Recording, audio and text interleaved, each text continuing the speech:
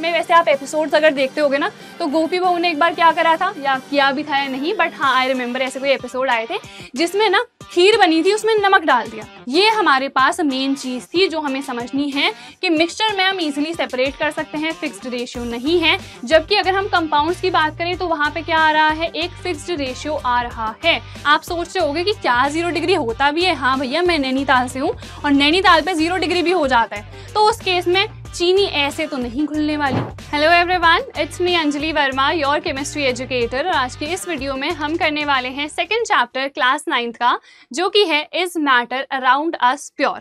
तो देखो, सबसे पहले जो हमारा फर्स्ट चैप्टर आया था वहां पे हमने क्या पढ़ा, मैटर के बारे में। मैटर क्या होता है? Anything that has mass and occupies space, यानी कि कोई भी ऐसा सब्सटेंस है जिसके पास मास है और वॉल्यूम है तो उसको हम क्या कह देते हैं, मैटर कह देते हैं। ठीक है, अब इस चैप्टर में हम क्या पढ़ेंगे, is matter around us pure, कि हमारे आसपास जितनी भी चीजें प्रेजेंट हैं क्या वो प्योर हैं भी या फिर नहीं। अब देखो, एक तो घर में हम सुनते हैं कि ये चीज प्योर है, ये चीज इम्प्योर है, सुनते होगे ना कि यार आजकल के खाने में तो केमिकल्स एडेड हैं। ठीक है, तो जो हमारे घर वाले हैं ना वो मेनली इन चीज़ों के बेसिस पे जज करते हैं कि चीज़ें प्योर हैं या इम्प्योर हैं, बट हम वो नहीं करने वाले हैं क्योंकि हम क्या हैं, साइंस स्टूडेंट्स हैं। तो हम साइंस के बेसिस पे ही जज करेंगे कि कौन से सब्सटेंसेस को हम प्योर सब्सटेंसेस कहते हैं और कौन से सब्सटेंसेस को हम प्योर सब्सटेंसेस नहीं कहते हैं। ठीक है, तो एक फ्लो चार्ट मैं आपको सबसे पहले दिखाऊंगी, इसको आपको ज़रूर से ज़रूर लर्न कर लेना है। ठीक है, मैटर का फ्लो चार्ट है। मैटर को मेनली हम 2 कैटेगरीज में डिवाइड कर सकते हैं, प्योर सब्सटेंसेस और इम्प्योर सब्सटेंसेस में। ठीक है, पहले चैप्टर में क्या पढ़ा था, 3 स्टेट्स ऑफ मैटर पढ़ी थी ना, सॉलिड, लिक्विड एंड गैस। उनका यहाँ पे ज्यादा यूज नहीं है, यहाँ पे हम मेनली प्योर और इम्प्योर सब्सटेंसेस के बारे में ही पढ़ने वाले हैं। ठीक है, तो अगर हम फिजिकली सेपरेट कर सकते हैं चीजों को तो उसको हम मिक्सचर कहते हैं, और मिक्सचर ही हमारे पास क्या होता है, इम्प्योर सब्सटेंस होता है। और अगर हम फिजिकली सेपरेट नहीं कर सकते हैं चीजों को तो उसको हम कहते हैं प्योर सब्सटेंस। ठीक है, तो आप थोड़ा कंफ्यूज हो रहे होंगे कि फिजिकली सेपरेट कर पा रहे हैं तो प्योर क्यों नहीं कह रहे हैं, इम्प्योर क्यों कह रहे हैं? क्योंकि यहाँ पे देखो एक वर्ड आया है फिजिकली सेपरेट करना, फिजिकल और केमिकली सेपरेट करना। ठीक है, फिजिकली और केमिकली सेपरेट करना दोनों ही ना बहुत अलग अलग चीजें हैं। कैसे हैं अलग? फिजिकली सेपरेट करने का मतलब होता है कि मान लो 2 अलग अलग ब्रांड्स की आप टॉफी लेके आ गए हो। ठीक है, तो सिंपली मुझे जो पसंद है मैंने उठा दी, तो दोनों को मैंने फिजिकली सेपरेट कर दिया, अलग अलग कर दिया ना, तो उसको हम क्या कहते हैं, मिक्सचर कहते हैं। ऑन दी अदर हैंड अगर कोई प्योर सब्सटेंस है ना तो ऐसे ही आप उसको सेपरेट नहीं कर पाओगे। ठीक है, तो उसको आप प्योर सब्सटेंस कह दोगे। प्योर सब्सटेंसेस को भी आप 2 कैटेगरीज में डिवाइड कर सकते हो। केमिकली अगर आप किसी चीज को फर्दर और भी तोड़ सकते हो उसको आप कहोगे कंपाउंड, और अगर आपके पास कोई एटम है, ठीक है, क्या आप किसी भी एटम को फर्दर तोड़ सकते हो? नहीं तोड़ सकते हो, राइट? तो उसको हम कह देते हैं एलिमेंट। ठीक है, जो हमारे पास एलिमेंट होता है उसको आप फर्दर केमिकली और नहीं तोड़ सकते हो। तो यहाँ पे वही हमने लिखा है, can it be chemically decomposed.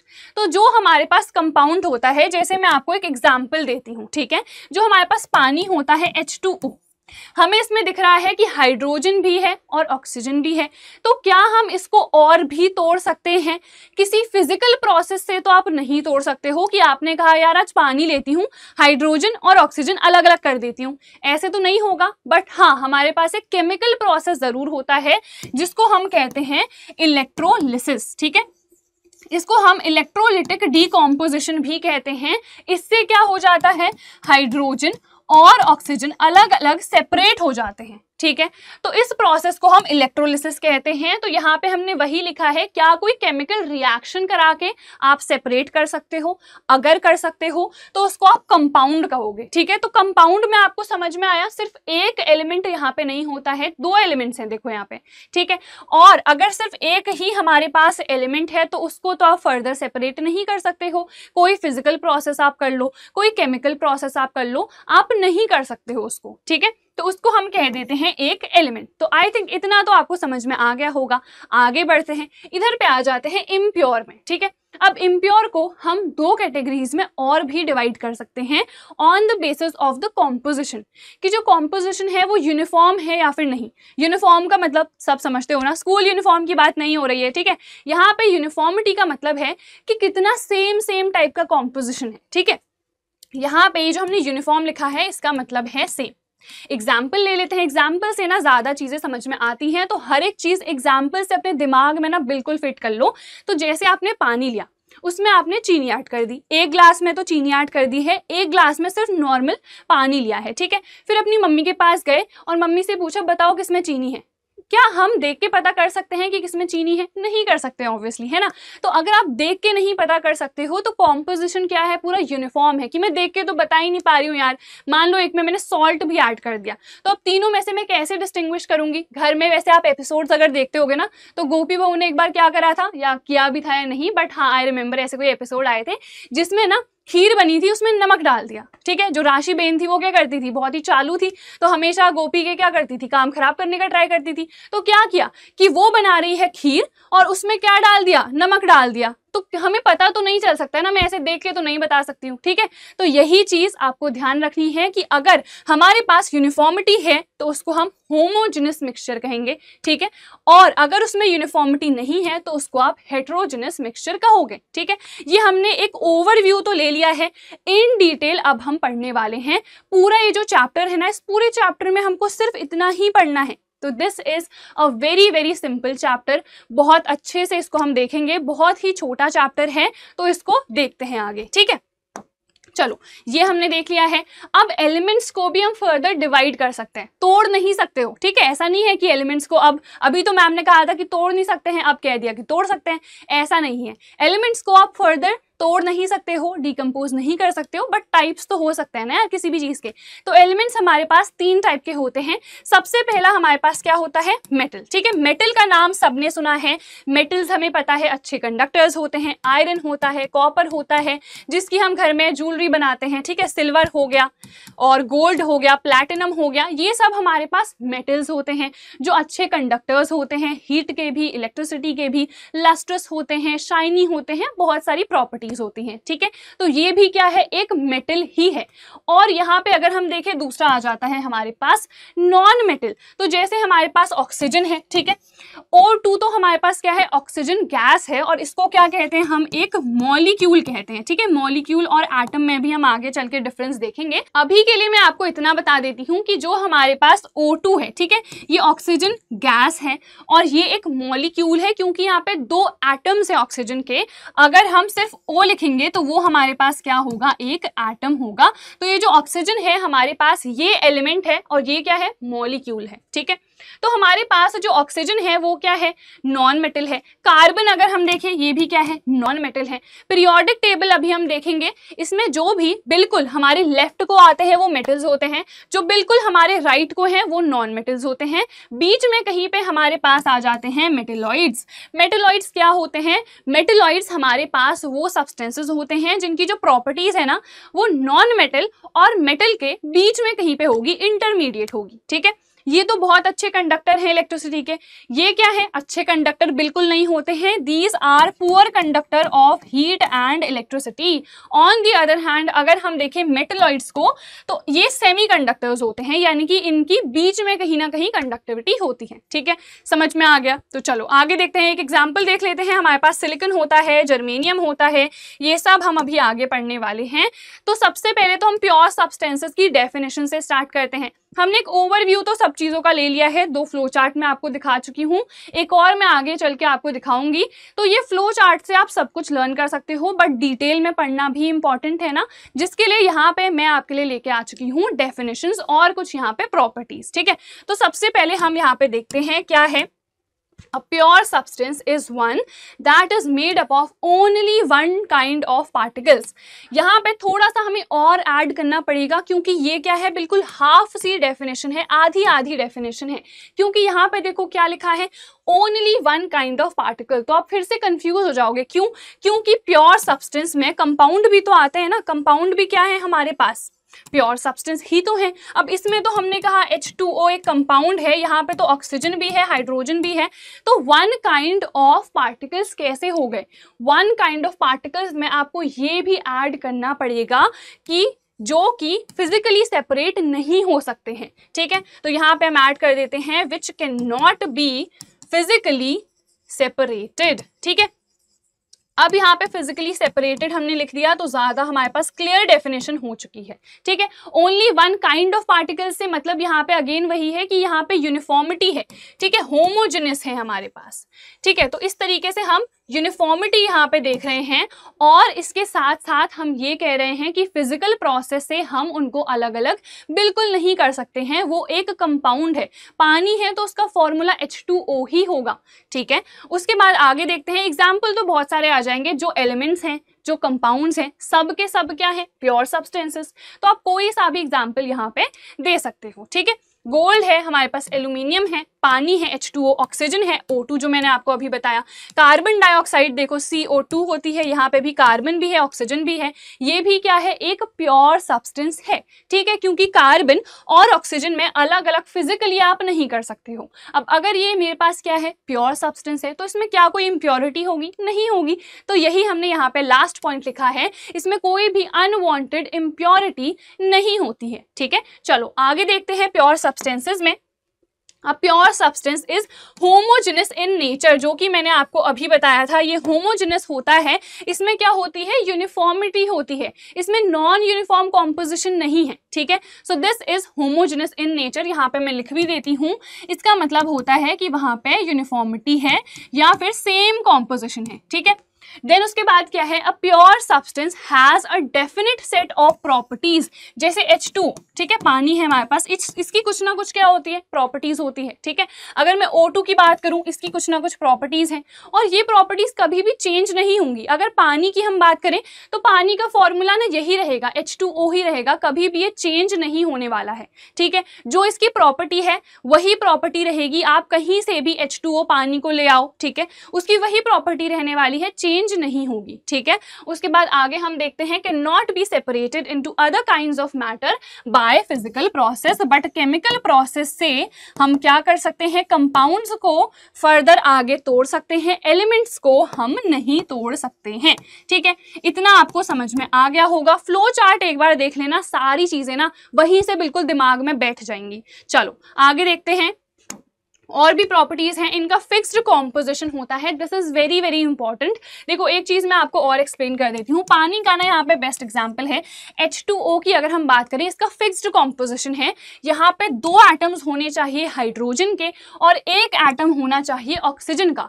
अगर H2O2 में कह दूँ तो ये हमारे पास अलग कंपाउंड हो जाता है, इसकी जो प्रॉपर्टीज होती हैं वो भी अलग हो जाती हैं, ठीक है। तो यहाँ पे ना फिक्स्ड होना चाहिए कॉम्पोजिशन, ठीक है। 2 एटम्स हैं हाइड्रोजन के, 1 एटम है किसका? ऑक्सीजन का। और अगर हम बाय मास बात करें तो यहाँ पे कितना हो जाता है हमारे पास? 1:8। तो 1:8 बाय मास हमेशा कंबाइन करने चाहिए क्या? हाइड्रोजन और ऑक्सीजन। अगर ये मान लो मेरे पास 2:8 हो गया, 3:8 हो गया, तो फिर ये पानी नहीं रहेगा। और ये 1:8 आया कैसे वो भी देखते हैं। तो अगर हम बात करें हाइड्रोजन की, ठीक है, तो H2 है, एक हाइड्रोजन के एटम का मास कितना होता है? 1 होता है, यहाँ पे 2 है। फिर रेशियो में लेते हैं, ऑक्सीजन के एक एटम का मास कितना होता है? 16 होता है, तो कितना आ गया? 2:16। ये कैंसिल हुआ, कितना आया? 1:8 बाय मास। वॉल्यूम की बात करें तो 2:1 का यहाँ पे क्या रहता है? बाय वॉल्यूम रहता है, ठीक है। और ये भी कैसे रहता है इसको भी मैं एक्सप्लेन कर देती हूँ। जब H2O ब्रेक होता है तो यहाँ पे H2 और O2 में चेंज होता है। नेक्स्ट ईयर 10th क्लास में आप पढ़ोगे बैलेंसिंग, तो वहाँ पे क्या होता है? लेफ्ट हैंड साइड और राइट हैंड साइड में इक्वल नंबर ऑफ एटम्स होने चाहिए। यहाँ पे देखो 1 ऑक्सीजन है, वहाँ पे 2 ऑक्सीजन है ना, तो बैलेंस कर लूँ, यहाँ पे 2 मैंने लिख दिया, ठीक है। और यहाँ पे हाइड्रोजन कितने हो गए? टोटल 4, तो यहाँ पे हमें 2 लिखना पड़ेगा, ठीक है। तो यहाँ पे रेशियो कितना आ गया? देखो जो आगे से कोएफिशिएंट लिखा होता है ना, इसके आगे तो देखो 1 ही होगा, तो ये हमें बाय वॉल्यूम का रेशियो बताता है। तो बाय वॉल्यूम कितना हो गया? ये 2:1। और हाइड्रोजन का है 2 पार्ट और ऑक्सीजन का क्या है? 1 पार्ट है, ठीक है। तो इसीलिए हमने ये चीज यहाँ पे देखी है, नंबर ऑफ एटम्स हमने देख लिया, बाय मास कितना रेशियो होगा वो भी देख लिया, और बाय वॉल्यूम कितना होगा वो भी देख लिया। ठीक है, तो ये प्रॉपर्टी समझ में आ गई। फिक्स्ड कॉम्पोजिशन होगा अगर जो कॉम्पोजिशन है वो चेंज हो गया, मतलब जो हमारे पास रेशियो है वो चेंज हो गया, तो फिर वो पानी नहीं रहेगा, फिर वो कोई दूसरा कंपाउंड बन जाएगा। ठीक है, चलो आगे देखते हैं। The boiling and melting points of the substances are constant, ये भी कभी चेंज नहीं होंगे। ठीक है, अगर मैं पानी की बात करूं, पानी का बॉइलिंग पॉइंट कितना होता है 100 डिग्री सेल्सियस, मेल्टिंग पॉइंट या फ्रीजिंग पॉइंट कह दो कितना होता है 0 डिग्री सेल्सियस, तो ये कभी भी चेंज नहीं होगा। भले ही अगर मान लो उसमें कुछ इम्प्योरिटी ऐड हो गई, या फिर उसमें मैंने क्या ऐड कर दिया, सॉल्ट ऐड कर दिया, शुगर ऐड कर दी, तो बॉइलिंग पॉइंट में वेरिएशन आएगा, बट उस केस में फिर ये प्योर सब्सटेंस भी तो नहीं रहेगा ना, उस केस में क्या बन जाएगा, मिक्सचर बन जाएगा। इतना तो हमको पता चल गया है अभी, मिक्सचर यानी कि इम्प्योर सब्सटेंस। तो हम इम्प्योर की बात नहीं कर रहे हैं, अगर उसमें कोई भी इम्प्योरिटी नहीं है, अगर वो प्योर पानी है, तो वो प्योर पानी का बॉइलिंग पॉइंट और मेल्टिंग पॉइंट हमेशा सेम रहेगा। प्योर सब्सटेंस का मेल्टिंग पॉइंट, बॉइलिंग पॉइंट कभी चेंज नहीं होगा, चाहे आप पानी को कहीं से भी लेके आ जाओ, चाहे आप किसी भी एलिमेंट को कहीं से भी लेके आ जाओ।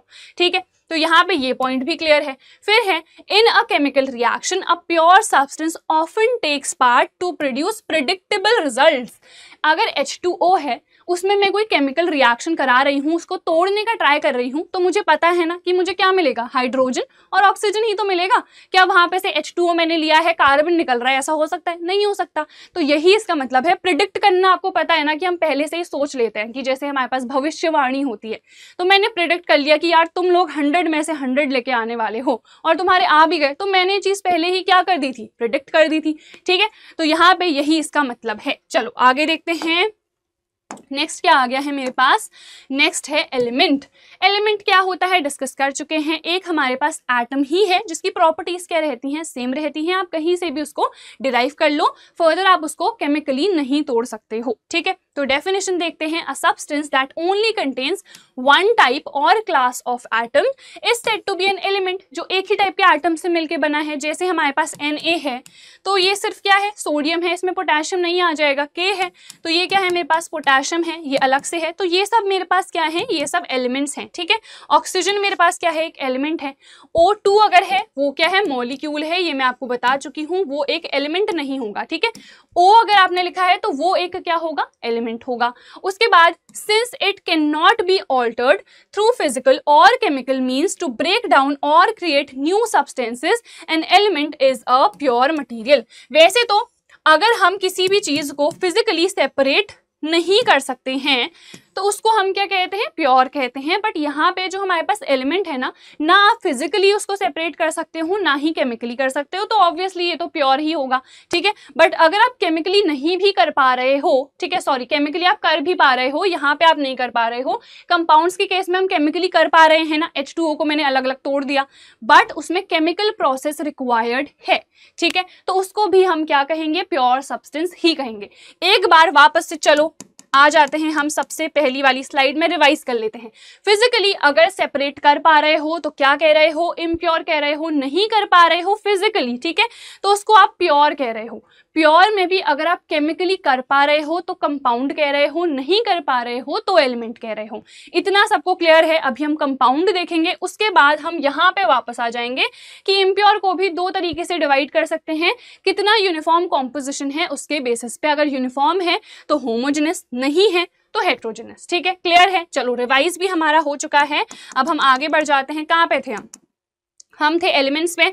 एलिमेंट्स, अच्छा ठीक है, ये वाला पॉइंट था ना, ये हम देख चुके हैं। अब अगला पॉइंट आ चुका है, the majority of elements are metals, non metals और मेटलॉइड्स। ये भी हम देख चुके हैं। पीरियोडिक टेबल भी अभी मैं आपको दिखाऊंगी, आई थिंक यहीं पे पीरियोडिक टेबल होगा। Yes, this is the periodic table. देखो पीरियोडिक टेबल क्या होता है, जिसमें हमें एलिमेंट्स दिखाए जाते हैं। ठीक है, एलिमेंट्स को एक टेबल के फॉर्म में रिप्रेजेंट कर रखा है जिसमें रोज भी होते हैं, कॉलम्स भी होते हैं, ठीक है।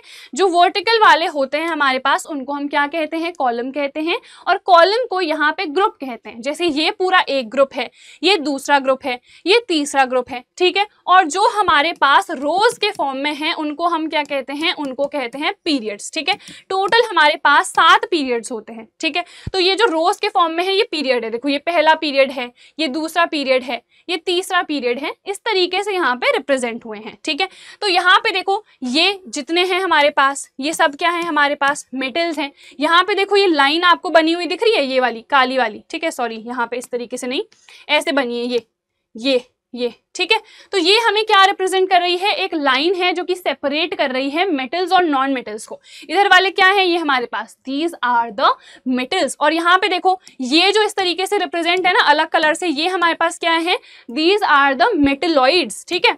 मेटलॉइड्स क्योंकि हमें पता है अगर इंटरमीडिएट प्रॉपर्टीज हैं तो मेटल्स इस साइड को हैं, ये कोने वाले क्या हैं, ये सब के सब नॉन मेटल्स हैं, तो मेटलॉइड्स कहीं ना कहीं बीच में आएंगे। तो ये लाइन सेपरेट कर रही है, इधर के सारे क्या है, मेटल्स हैं, ये बीच में क्या आ गए, मेटलॉइड्स, और इधर पे अब देखो ये वाले ये सब के सब हमारे पास क्या है, ये सब के सब नॉन मेटल्स हैं, ठीक है। जो ये लास्ट में प्रेजेंट है ना इनको हम क्या कहते हैं, नोबल गैसेस कहते हैं। वैसे तो बहुत सारी प्रॉपर्टीज हैं, बहुत सारी चीजें हैं समझने को पीरियोडिक टेबल में, बट आपके सिलेबस में नहीं है तो हम उसमें ज्यादा डीप नहीं जाएंगे, हम वापस लौट आते हैं, ठीक है। तो ये समझ में आ गया, metals, non metals and metalloids, ठीक है। अब उसके बाद all atoms of a given element have the same number of protons. इसका क्या मतलब है, जैसे देखो एक हमारे पास चीज होती है एटॉमिक नंबर, कि वो एटम कितने नंबर पे आ रहा है, ठीक है। तो यहाँ पे अगर मैं एक एग्जाम्पल लूँ, जैसे मैं सोडियम ले लेती हूँ, ठीक है, सोडियम यहाँ पे है और इसका होता है 11, ठीक है। तो यहाँ पे सोडियम का एटॉमिक नंबर है 11, तो इसमें प्रोटॉन्स भी कितने होंगे, 11 ही होंगे। अब आप कहीं से भी सोडियम को उठा लाओ, उसमें 11 ही प्रोटॉन्स होंगे, उसमें 12 प्रोटॉन्स नहीं हो सकते हैं। अगर किसी एलिमेंट में 12 प्रोटॉन्स हैं तो फिर वो सोडियम नहीं है, फिर वो क्या हो जाएगा, फिर वो हमारे पास हो जाएगा मैग्नीशियम यहाँ पे, ठीक है। तो इस तरीके से आपको चीजें याद रखनी है। तो ये पॉइंट भी क्लियर है। एग्जाम्पल तो बहुत सारे हम देख चुके हैं, गोल्ड है, एल्यूमिनियम है, सिलिकॉन, ऑक्सीजन, ये सब के सब ही एलिमेंट्स हैं, ठीक है। उसमें मेटल्स अलग हो जाएंगे, नॉन मेटल्स अलग हो जाएंगे और मेटलॉइड्स अलग हो जाएंगे, ठीक है। चलो नेक्स्ट देखते हैं। Next we have metals. तो बहुत सारी प्रॉपर्टीज होती हैं जिनको हम डिस्कस कर लेते हैं। मेलिएबल होते हैं। मेलिएबल का मतलब होता है कि आप थिन शीट्स में क्या कर सकते हो, इनको ब्रेक कर सकते हो, ठीक है। जैसे एल्यूमिनियम की फॉइल जिसमें मम्मी टिफिन पैक करके देती होगी, वो भी क्या है मेरे पास, मेटल है ना। अगर वो मेटल है तभी जाके तो मैं उसको थिन शीट्स में क्या कर पा रही हूँ, चेंज कर पा रही हूँ। डक्टाइल का मतलब होता है वायर के फॉर्म में आप इसको चेंज कर सकते हो। जैसे कॉपर की वायर्स, जो भी इलेक्ट्रिकल कनेक्शन होता है उसमें जो वायर्स यूज होती हैं वो किसकी बनी होती हैं, वो हमेशा कॉपर की ही बनी होती हैं। ये हीट और इलेक्ट्रिसिटी दोनों के ही क्या होते हैं, अच्छे कंडक्टर होते हैं, यानी कि खुद से हीट और इलेक्ट्रिसिटी दोनों को ही पास होने देते हैं। ये चीज मैं आपको ऑलरेडी बता चुकी हूँ। देन उसके बाद ये हो गई हमारे पास मेलिएबिलिटी और ये है डक्टिलिटी, ये भी हमने देख लिया है। देन हम आ जाते हैं नेक्स्ट प्रॉपर्टीज में। हार्ड होते हैं ये काफी ज्यादा, कुछ एक्सेप्शंस होते हैं जो अभी हमें नहीं पढ़ने हैं, नेक्स्ट ईयर पढ़ने पड़ेंगे, ठीक है। देन लस्ट्रस होते हैं, ये काफी ज्यादा क्या होते हैं, शाइनी होते हैं, चमकीले होते हैं। जैसे हमें पता है ना सिल्वर है हमारे पास, सिल्वर SI क्यों लिख रही हूँ मैं, सिल्वर हमारे पास AG होता है, ठीक है। तो इसको हम क्या कहते हैं, सिल्वर कहते हैं, ठीक है। तो चलो ये हमें पता है सिल्वर, गोल्ड, ये सब कितने ज्यादा शाइनी होते हैं ना, तभी जाके तो इसके हम ज्वेलरी बना रहे होते हैं। तो इसको भी हम क्या कहते हैं, मेटल ही कहते हैं। उसके बाद इनका मेल्टिंग और बॉइलिंग पॉइंट भी बहुत ज्यादा होता है। उसके बाद ये सॉलिड्स होते हैं रूम टेम्परेचर पे, ठीक है। वैसे तो जनरली क्या होता है, अगर आप किसी भी चीज में ज्यादा से ज्यादा टेम्परेचर दोगे तो वो चीज मेल्ट हो ही जाएगी, बट अगर आप रूम टेम्परेचर की बात करो तो ये हर केस में सॉलिड्स ही होते हैं। बस हमारे पास मरकरी एक ऐसा मेटल होता है जो कि क्या होता है, लिक्विड होता है, ठीक है। सोनोरस होते हैं, घर में नहीं, स्कूल्स में जो घंटियां होती हैं, ठीक है, जैसी छुट्टी होती है टंग टंग टंग टंग बजती है, सब बच्चे खुश हो जाते हैं और बिल्कुल स्कूल से निकल जाते हैं, है ना। अब तो इलेक्ट्रिकल बेल्स आ चुकी हैं, बट पहले से क्या होता था कि यही घंटियां हमारी बजती थी और हम लोग तो बड़े खुश हो जाते थे, ठीक है। तो वो भी किसके बने होते थे, वो भी मेटल के ही बने होते थे। क्यों, क्योंकि मेटल को जैसे ही आप स्ट्राइक करोगे ना तो वो बहुत ज्यादा साउंड प्रोड्यूस करते हैं। इसी प्रॉपर्टी को हम क्या कहते हैं, सोनोरस कहते हैं। ठीक है, तो चलो आई होप इतना भी आपको समझ में आ गया होगा। नेक्स्ट है नॉन मेटल। तो जो भी प्रॉपर्टीज थी अभी तक हमने पढ़ी मेटल्स में, उन सब की उल्टी कर दो। ना ये मेलिएबल हैं, ना ये डक्टाइल हैं, ना ये अच्छे कंडक्टर हैं, पुअर कंडक्टर हैं, हीट के भी, इलेक्ट्रिसिटी के भी। उसके बाद वो हार्ड थे, ये सॉफ्ट होते हैं, लस्ट्रस भी नहीं है, शाइनी भी नहीं है, इनका मेल्टिंग और बॉइलिंग पॉइंट भी कम है। और उसके बाद ये सॉलिड्स भी हो सकते हैं, गैसेस भी हो सकते हैं। जनरली ये सॉलिड्स या गैसेस ही होते हैं। बस एक हमारे पास क्या होता है, ब्रोमीन, जो कि क्या होता है, लिक्विड होता है रूम टेम्परेचर पे। ठीक है, ये सोनोरस भी नहीं होता है हमारे पास। उसके बाद मेटलॉइड्स तो बीच की प्रॉपर्टीज हो जाएंगी, इंटरमीडिएट प्रॉपर्टीज होंगी मेटल्स और नॉन मेटल्स के बीच की। तो ये क्या होंगे, सेमीकंडक्टर्स, मैंने आपको बता दिया। ठीक है, बीच की इनकी क्या होगी, कंडक्टिविटी होगी। देन मेलिएबिलिटी, डक्टिलिटी वगैरह तो सब क्या होंगी, मिडिल रेंज में होंगी। ठीक है, उसके बाद सिलिकॉन, जर्मेनियम, एग्जांपल्स हमारे पास 2 हो चुके हैं। देन हम देखते हैं elements are also matter. Now ये काफी इंटरेस्टिंग सा है और बिल्कुल सिंपल है। हमने मैटर की 3 स्टेट्स पढ़ी हैं, सॉलिड, लिक्विड और गैस। तो यहाँ पे हम वही देखते हैं जो हमारे पास सॉलिड है, जो हमारे पास एलिमेंट्स है ना, जो अभी हमने पढ़े, जैसे गोल्ड है मेरे पास, सिल्वर है Ag, प्लैटिनम है, कॉपर ले लो, ये सब के सब क्या है, सॉलिड है। ठीक है, तो ये एलिमेंट्स भी क्या है, मैटर ही तो है ना। ऑब्वियसली जो एलिमेंट्स हैं वो प्योर सब्सटेंसेस है, और प्योर सब्सटेंसेस क्या है, मैटर है। तो एलिमेंट्स भी क्या होंगे, मैटर ही होंगे। बहुत सिंपल सी चीज है। लिक्विड की बात करें तो हमने अभी देखा ब्रोमीन। ठीक है, इसके अलावा हमने क्या देखा, मरकरी, Hg, ये क्या होते हैं, लिक्विड। गैसेस की बात करें तो अभी हमने देखा, मैंने अभी आपको बताया था, नोबल गैसेस जो हमारे 18th ग्रुप में आते हैं। तो जो भी हमारे पास नोबल गैसेस होती हैं, हीलियम है, नियॉन है, ये सब के सब क्या है, हमारे पास गैसेस होते हैं। ठीक है, तो ये हमने देख लिया। एलिमेंट्स भी क्या है, अल्टीमेटली मैटर ही है। इसीलिए 3 स्टेट्स ऑफ मैटर जो हमारे पास होती हैं, उन फॉर्म में ये क्या करते हैं, एग्जिस्ट करते हैं। ठीक है, चलो अब नेक्स्ट क्या है, कंपाउंड्स। एलिमेंट्स देख लिया है, कंपाउंड्स देख लेते हैं, जो कि बहुत ही सिंपल है। Compounds are the substances consisting of 2 or more different types of elements in a fixed ratio. This is very important. Compounds में fixed ratio होगा। H2O का एग्जाम्पल लेके मैंने आपको एक्सप्लेन करा था, 1:8 by mass, ये फिक्स्ड रेशियो रहेगा। ये रेशियो कभी भी चेंज नहीं हो सकता है कि 1:9, चलो मैंने कहा आप कर देती हूँ, तो ऐसा नहीं हो सकता है। ये हमेशा एक फिक्स्ड रेशियो में ही कंबाइन करने चाहिए। ठीक है, उसके बाद एग्जाम्पल तो बहुत सारे आ जाएंगे। H2O है हमारे पास, सोडियम क्लोराइड होता है, NaCl है, ठीक है, CO2 है। ये सब हमारे पास किसके एग्जाम्पल्स हैं, कंपाउंड्स के ही हैं। ठीक है, कंपाउंड्स की प्रॉपर्टीज कुछ हम देखते हैं। The compounds can be separated into its constituent elements by chemical process। ये भी हम देख चुके हैं। H2O को आप डिकम्पोज कर सकते हो। ठीक है, The properties of compounds are very different from their constituent elements। This is a very important point। यहाँ से questions आते हैं। एग्जाम्पल भी मैं यहाँ पे एक्सप्लेन करती हूँ। अगेन H2O का ही एग्जाम्पल है। आप तो कह रहे होगे मैम को पानी इतना पसंद आ गया है ना, तो H2O जल ही जीवन है। यहाँ पे देखते हैं, मैंने आपको बताया कि H2 और O2 में क्या होता है, चेंज। और यहाँ पे से भी मुझे क्लियरली दिख रहा है कि ये हाइड्रोजन और ऑक्सीजन से मिलके बना हुआ है। तो देखो होता क्या है, जो हमारे पास हाइड्रोजन गैस है ना, ये क्या होती है, एक कंबस्टेबल गैस होती है।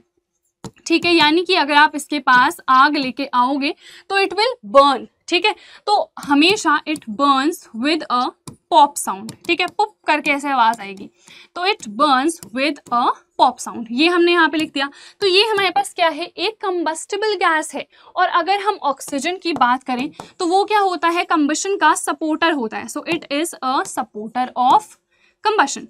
और हमें पता है ऑक्सीजन कैसे कंबशन का सपोर्टर होता है। अगर हम नॉर्मल बात करें, अगर आपको घर में आग लगानी है, सॉरी घर में आग नहीं लगानी है, क्या बोल रही हूँ मैं, बच्चे भी कहेंगे क्या बोल रही है मैम, घर में आग लगानी है। घर में मतलब एज इन घर में, जैसे आप कोयले जला रहे हो। ठीक है, कोई भी चीज़ अगर आपको बर्न करनी है तो आसपास हमारे क्या प्रेजेंट होती है, ऑक्सीजन प्रेजेंट होती है। तो ऑक्सीजन ना यहाँ पे प्रेजेंट होनी चाहिए, तभी जाके कोई भी कंबशन अकर करता है। अगर आसपास ऑक्सीजन नहीं है तो कभी भी कंबशन हो ही नहीं सकता है। इसीलिए oxygen is always a supporter of combustion.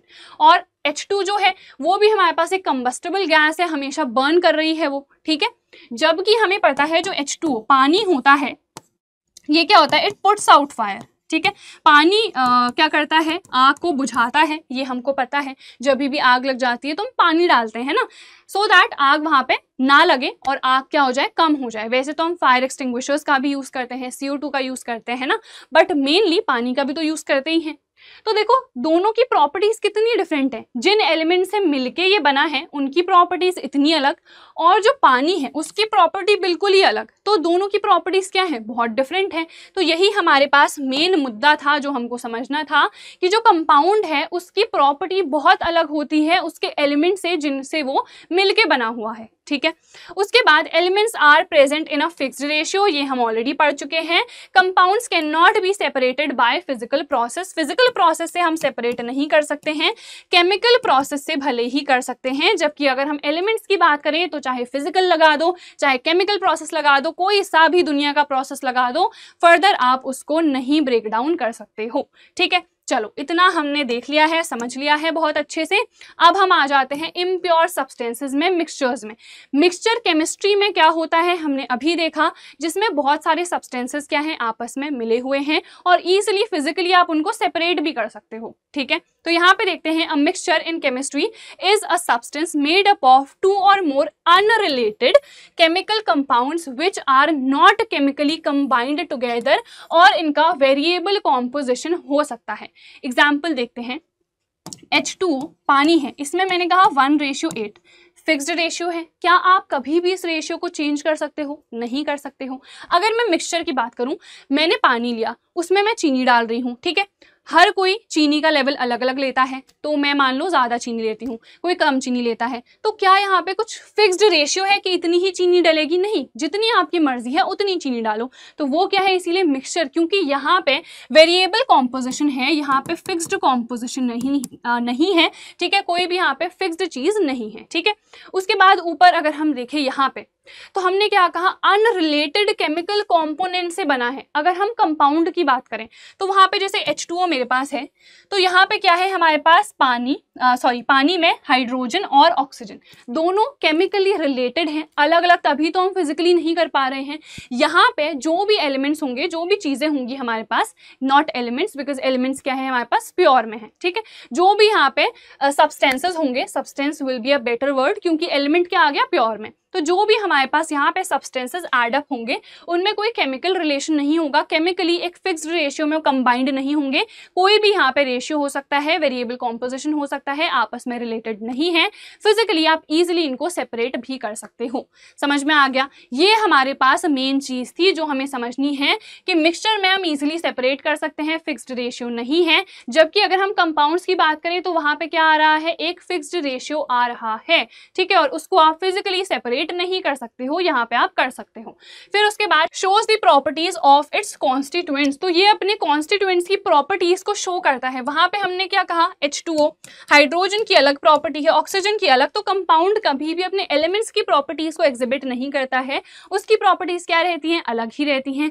जबकि यहाँ पे ऐसा नहीं होता है। यहाँ पे अगर मैंने पानी लिया है, ठीक है, अब पानी में मैंने क्या ऐड कर दी, शुगर ऐड कर दी है, तो ये उस शुगर की प्रॉपर्टीज को दिखाएगा। ठीक है, तो इसीलिए it is showing the properties of its constituents. ठीक है, तो ये इंपॉर्टेंट है, हमने समझ लिया है। उसके बाद एग्जांपल्स हैं, क्रूड ऑयल हमारे पास है, ये एक मिक्सचर ही तो है ना बहुत सारे ऑर्गेनिक कंपाउंड्स का, जिसमें मेनली हम हाइड्रोकार्बन यूज करते हैं। हाइड्रोकार्बन का मतलब होता है जिसमें हाइड्रोजन और कार्बन होते हैं, जिन कंपाउंड्स में, उनको हम हाइड्रोकार्बन कहते हैं। ठीक है, उसके बाद सी वाटर, सी वाटर में क्या है, बहुत सारा, एक तो पानी है, इसके साथ साथ काफी सारे सॉल्ट्स भी प्रेजेंट रहते हैं, जिनको हम इवेपोरेशन की मेथड से हमें पता है इजीली हम सेपरेट कर सकते हैं।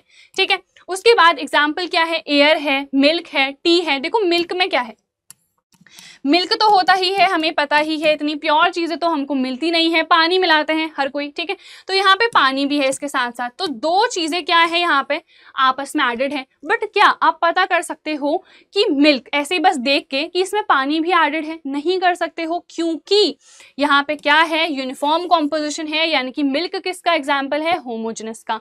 एयर की बात करें, हम सांस ले रहे हैं तो ऑक्सीजन तो आसपास है, हमें पता है नाइट्रोजन गैस भी प्रेजेंट है, CO2 भी है। तो इन सब में क्या कोई केमिकल रिलेशन है नाइट्रोजन ऑक्सीजन? नहीं ना, सब क्या है, अलग अलग हैं। क्या एक दूसरे में जबरदस्ती घुस जा रहे हैं? नहीं घुस रहे हैं। तो क्या है, एयर में इतनी सारी गैसेस प्रेजेंट हैं जो फिजिकली तो रिलेटेड हैं बट केमिकली बिल्कुल भी रिलेटेड नहीं है। तो इजीली आप इनको सेपरेट भी कर सकते हो, ठीक है। तो इसीलिए ये हमारे पास क्या है, एक इम्प्योर सब्सटेंस है, एक मिक्सचर है।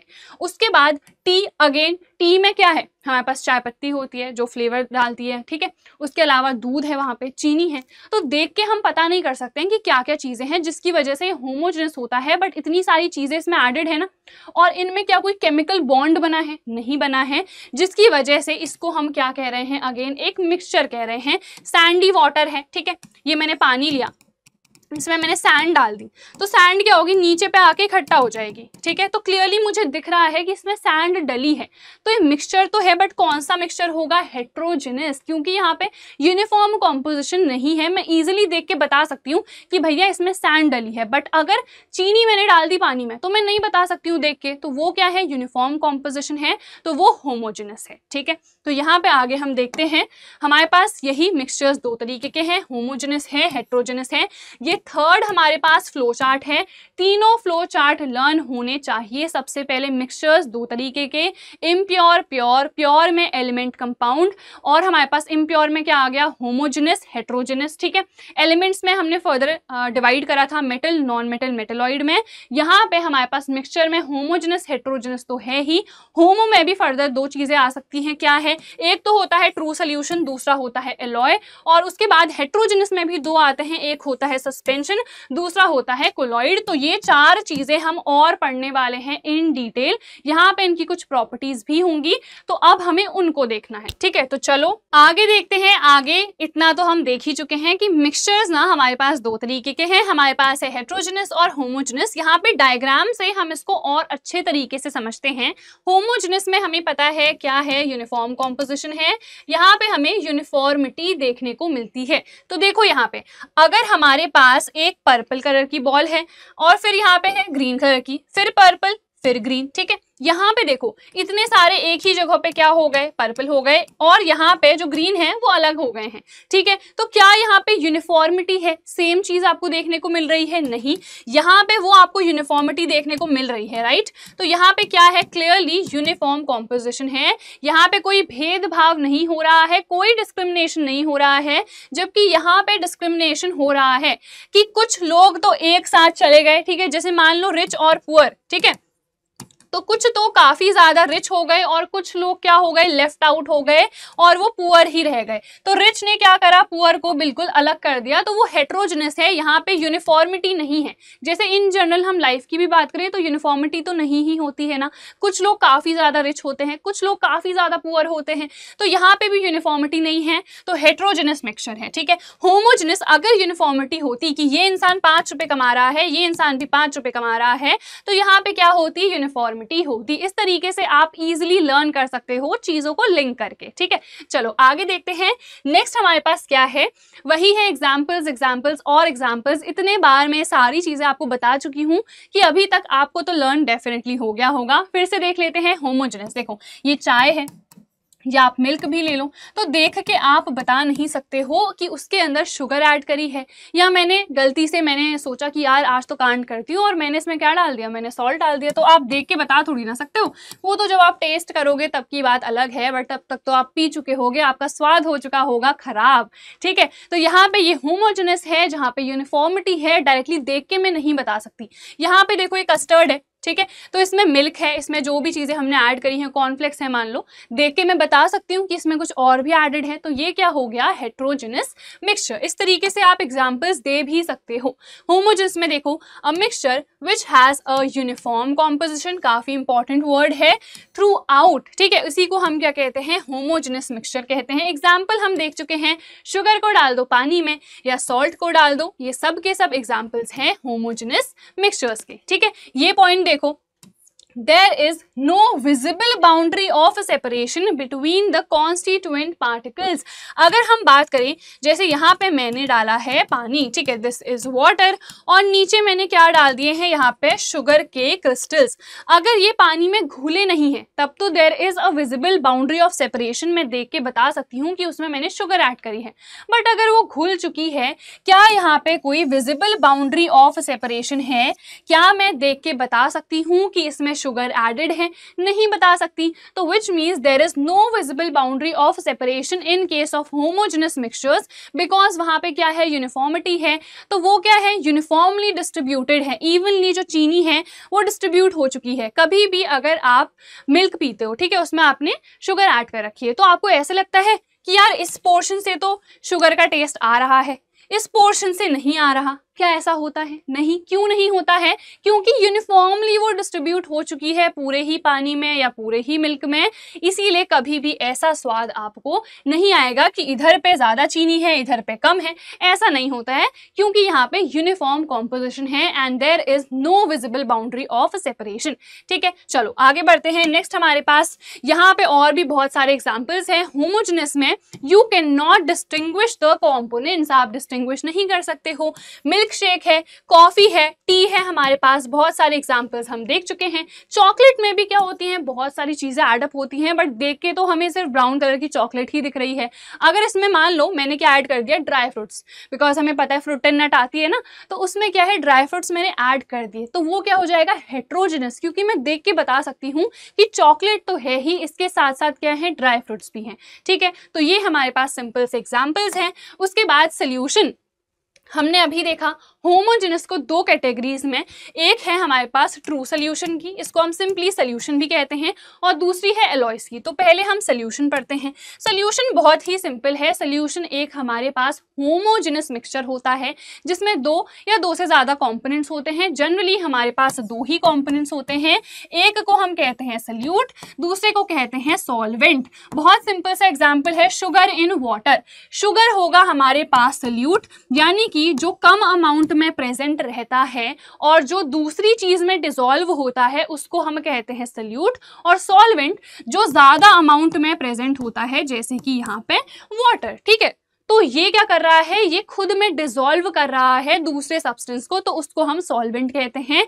हर केस में जो सॉल्वेंट है वो physical state of the solution को डिटरमाइन करता है। कैसे करता है भैया, देखो हमारे पास है पानी और इसमें मैंने डाल दी शुगर। ठीक है, पानी क्या है, लिक्विड है। ठीक है, और ये जो मैंने सॉल्ट के या शुगर के क्रिस्टल्स डाले हैं ये क्या होते हैं, ये सॉलिड होते हैं। बट ओवरऑल अगर इस सोल्यूशन की मैं बात करूं, ये लिक्विड होता है या सॉलिड, ये लिक्विड होता है। क्यों होता है, क्योंकि सॉल्वेंट ज्यादा अमाउंट में प्रेजेंट है। ठीक है, तो जो भी चीज ज्यादा अमाउंट में प्रेजेंट रहती है वो ही हमारे पास फिजिकल स्टेट को क्या करती है, डिटरमाइन करती है। ठीक है, आई थिंक इतना तो आपको यहाँ पे समझ में आ गया होगा।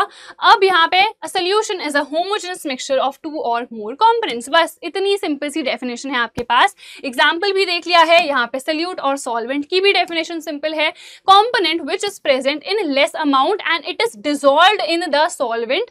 तो यहाँ पे सोल्यूट हमेशा कम अमाउंट में प्रेजेंट होगा और सॉल्वेंट में हमेशा डिसॉल्व होगा, उसमें घुलेगा। सॉल्वेंट की बात करें तो the component which is present in large amount, और इसमें जो हमारे पास सोल्यूट है वो डिसॉल्व होगा। बहुत सिंपल सी डेफिनेशन है। और शुगर और पानी का एग्जांपल सोल्यूशन को समझने के लिए, सोल्यूशन की प्रॉपर्टीज को समझने के लिए सबसे ज्यादा इजी होता है। ठीक है, चलो आगे बढ़ते हैं। अब हम देखते हैं एलॉयज क्या होती हैं। देखो एलॉय में हम एक मेटल लेते हैं, इसके साथ साथ या तो आप दूसरा मेटल लोगे या दूसरा नॉन मेटल लोगे। सो इट इज बेसिकली एक होमोजेनस मिक्सचर होता है ऑफ टू मेटल्स या टू और मोर मेटल्स, या फिर एक मेटल और एक नॉन मेटल। तो इनका जो कॉम्बिनेशन हो रहा है, इनको पिघला रहे हो आप पहले, फिर आपस में जोड़ दे रहे हो, तो इसको हम क्या कह देते हैं, इसको हम एलॉय कह देते हैं। ठीक है, तो यहाँ पे देखो पिघला रहे हैं और अटैच कर दे रहे हैं, और यहाँ पे कोई केमिकल फॉर्मूला नहीं बन रहा है, केमिकल कॉम्बिनेशन नहीं हो रहा है, जिसकी वजह से इसको कंपाउंड नहीं कहते हैं। इसको क्या कहते हैं, इसको हम कह देते हैं मिक्सचर। समझ में आ रहा है कंपाउंड क्यों नहीं कह रहे हैं, क्योंकि यहाँ पे केमिकल फॉर्मूला नहीं बन रहा है, केमिकल कॉम्पोजिशन यहाँ पे नहीं है, यहाँ पे ये एक मिक्सचर क्रिएट कर रहा है।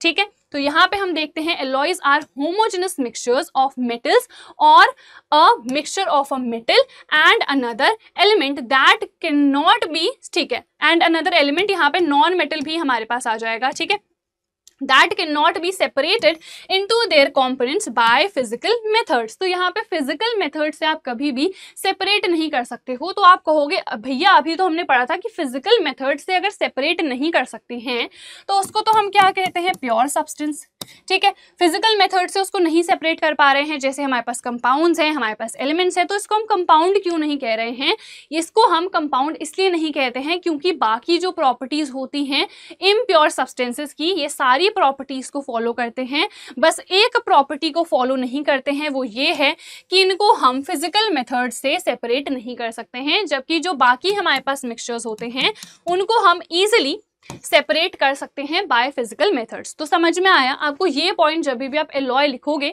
वो यहाँ पे मेंशन करना है, क्योंकि यहाँ पे वेरिएबल कॉम्पोजिशन हो सकता है, ठीक है। वेरिएबल कॉम्पोजिशन के साथ साथ यहाँ पे कोई भी केमिकल कॉम्बिनेशन नहीं है, यहाँ पे कोई केमिकल फॉर्मूला इनका नहीं बन रहा है, तो जिसकी वजह से इन एलॉयज को हम क्या कहते हैं, मिक्सचर कहते हैं। ऑन दी अदर हैंड अगर हम फिजिकल मेथड की बात करें तो सिर्फ एक प्रॉपर्टी ये मिक्सचर की नहीं फॉलो करता है, बट हमारे पास हर केस में एक्सेप्शंस तो होते हैं ना। जैसे हम कहते हैं मेटल्स क्या हैं, सॉलिड्स हैं, बट एक तो निकल ही आया मरकरी, जो कि हमारे पास क्या है, लिक्विड है। तो ऐसे ही एक्सेप्शंस होते हैं, बट मैक्सिमम प्रॉपर्टीज ये किसकी फॉलो करता है, इम्प्योर सब्सटेंसेस की, यानी कि मिक्सचर्स की, इसीलिए इसको मिक्सचर कहते हैं। बट एक एक्सेप्शन आ जाता है, एक प्रॉपर्टी को ये फॉलो नहीं करता है, विच इज कि इसको हम फिजिकल प्रोसेस से सेपरेट नहीं कर सकते हैं। समझ में आ गया? तो ये पॉइंट आपको ध्यान देना है, अच्छे से इसको आपको लर्न कर लेना है, ठीक है। एग्जाम्पल एलॉयज के हमारे पास बहुत सारे होते हैं। स्टील में क्या होता है, एक तो हमारे पास आयरन होता है, इसके साथ साथ कार्बन होता है, कुछ परसेंटेज ऑफ रेशियो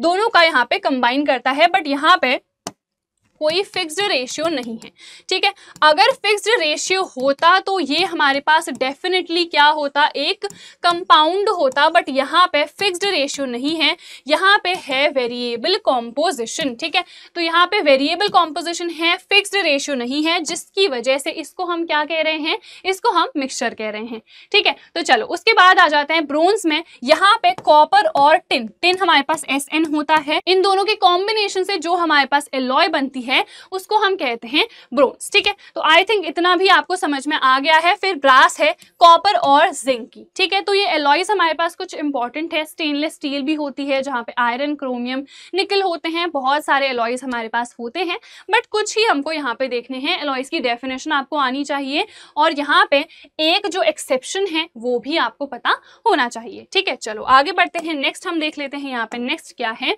तो यहाँ पे चलो अब अगेन यहाँ पे बहुत इंपॉर्टेंट चीज आ चुकी है, जो कि है सोल्यूशन, कोलॉइड और सस्पेंशन में डिफरेंस। हमने स्टार्टिंग में सबसे पहले ट्रू सोल्यूशन पढ़ लिया, ठीक है। फिर हमने देखा था होमोजेनस में एक और कैटेगरी होती है एलॉयज की, वो भी हमने पढ़ लिया, ठीक है। अब ये जो ट्रू सोल्यूशन है, फिर हेट्रोजेनस में दो कैटेगरीज आती हैं, कोलॉइड और सस्पेंशन की। तो इन तीनों में डिफरेंस क्या है, कोलॉइड और सस्पेंशन, और हमारे पास ट्रू सोल्यूशन में ये हमको देखना है। हमें पता है ये होमोजेनस है, तो यहाँ पे पार्टिकल साइज कम होगा, और वो कितना कम है, सो 1 नैनोमीटर से कम होता है। 1 से 100 नैनोमीटर के बीच में जो हमारे पास पार्टिकल का साइज रहता है तो उसको हम कोलॉइड कह देते हैं, ठीक है। सस्पेंशन में 100 नैनोमीटर से ज्यादा रहता है पार्टिकल का साइज, ठीक है। तो कोलॉइड क्या है, इन दोनों के बीच में है। ये हमारे पास होमोजेनस होता है, ये हेट्रोजेनस होता है। ये कोलॉइड जो है ना, ये दिखता तो होमोजेनस है, बट ये होता हेट्रोजेनस है, ठीक है। तो कुछ लोग होते हैं ना जो बाहर से कुछ और दिखते हैं, अंदर से कुछ और होते हैं। तुम्हारे सामने तो तुम्हारी बड़ी तारीफ करेंगे और पीठ पीछे जाके तुम्हारी बुराइयां कर रहे होंगे, तो वो इंसान मुंह पे कुछ और है और वैसे एक्चुअल में अंदर से कुछ और है। तो वही हमारे पास क्या है, कोलॉइड। तो ये कोलॉइड तुम्हारा वो धोखेबाज दोस्त है जो तुम्हारे मुंह पे कुछ और बन रहा है और पीठ पीछे जाके कुछ और बन रहा है, ठीक है। तो ये हमारे पास कोलॉइड है जो दिख हमें क्या रहा है, होमोजेनस है, क्या हेट्रोजेनस, ठीक है। तो चलो उसके बाद अपीयरेंस, तो ये तो बिल्कुल क्लियर रहता है बिकॉज ये सोल्यूशन है, ठीक है। उसके बाद ये क्लाउडी रहता है और ये भी हमारे पास क्लाउडी रहता है, सस्पेंशन। फिर हम देखते हैं सेपरेशन। तो ये तो सेपरेट नहीं होता है, हमें पता है। सोल्यूशन का एग्जांपल हमने देखा शुगर इन वाटर, ये भी सेपरेट नहीं होता है एक्चुअल में, बट हमारे पास प्रेसिपिटेशन एक मेथड होता है जिसको हम कोएगुलेशन भी कहते हैं। मैं यहाँ पे लिख भी देती हूँ। तो जनरली तो ये सेपरेट होता नहीं है, बट कोएगुलेशन एक मेथड होता है जिसको हम क्लास 12th में सरफेस केमिस्ट्री में पढ़ते हैं। तो कोएगुलेशन की मेथड से इसको हम सेपरेट भी कर सकते हैं, ठीक है। उसके बाद ये तो सेपरेट डेफिनेटली हो जाता है। जैसे सैंड को आप डाल दो पानी में तो वो सस्पेंशन होगा, क्योंकि पार्टिकल साइज क्या है, बहुत बड़ा है यहाँ पे, ठीक है। फिर फिल्टरेबिलिटी, तो फिल्टर आप इसको कर सकते हो या फिर नहीं। तो यहाँ पे पार्टिकल इतने छोटे छोटे हैं कि इजीली पास कर जाते हैं।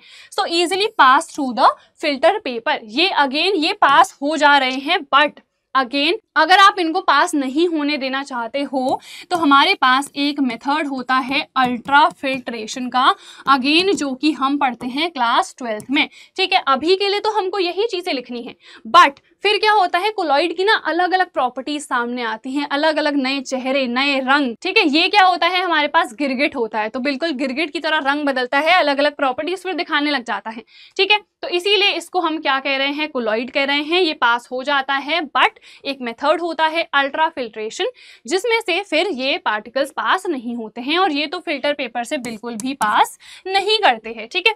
Effect of beam of light, light pass हो सकती है ट्रू सोल्यूशन से, बट एक हमारे पास इफेक्ट होता है, उस इफेक्ट को हम क्या कहते हैं, टिंडल इफेक्ट कहते हैं। अभी हम पढ़ने भी वाले हैं। टिंडल इफेक्ट का मतलब होता है लाइट की स्कैटरिंग। तो लाइट की स्कैटरिंग की वजह से जो पाथ ऑफ लाइट होता है वो बिल्कुल विजिबल हो जाता है। वो टिंडल इफेक्ट ये ट्रू सोल्यूशन बिल्कुल नहीं दिखाते हैं, क्योंकि इनके पार्टिकल्स बहुत ही ज्यादा छोटे हैं, तो ये स्कैटरिंग नहीं कर पाते हैं, ठीक है। उसके बाद कोलॉइड की बात करें तो ये लाइट को स्कैटर कर जाता है, ये टिंडल इफेक्ट दिखाता है, ये टिंडल इफेक्ट नहीं दिखाता है, ठीक है। उसके बाद suspension, light can not pass through, ठीक है। इसके पार्टिकल्स इतने ज्यादा बड़े होते हैं कि जनरली ना ये स्कैटर नहीं कर पाते हैं, तो टिंडल इफेक्ट ये नहीं शो करते हैं। बट अगेन कुछ केसेस में बिकॉज पार्टिकल साइज उतना भी ज्यादा बड़ा नहीं होता है, तो उस केस में ये हमें इजिली टिंडल इफेक्ट शो करते हैं। सो टिंडल इफेक्ट की अगर हम बात करें तो हमें सॉल्यूशंस नहीं दिखाते हैं, हमें कोलॉइड दिखाते हैं और सस्पेंशन भी दिखा देते हैं जनरली, ठीक है। तो इतना हमने यहाँ पे समझ लिया है। एग्जांपल्स तो हमारे पास सॉल्ट सोल्यूशन, यहाँ पे शुगर सोल्यूशन भी आ जाएगा। मेयोनीज सब खाते हैं तो वो क्या है, हमारे पास कोलॉइड है। सो जैसे ही खाओगे तो याद आ जाना चाहिए दिमाग में, ये क्या है, ये है कोलॉइड। तो दिखता क्या है, वो दिखता तो हमको है होमोजेनस, पर अंदर से क्या है, हेट्रोजेनस है, तो धोखा दे रहा है वो, ठीक है। फिर है हमारे पास सस्पेंशन, मडी वाटर या सैंड इन वाटर, ये सब के सब हमारे पास क्या है, सस्पेंशन है, ठीक है। ये हमारे पास हो गया। तो कोलॉइड्स की डेफिनेशन देख लेते हैं। Mixtures in which insoluble particles of one substance are suspended in another substance या फिर they are dispersed in another substance, तो उसको हम क्या कहते हैं, कोलॉइड कहते हैं।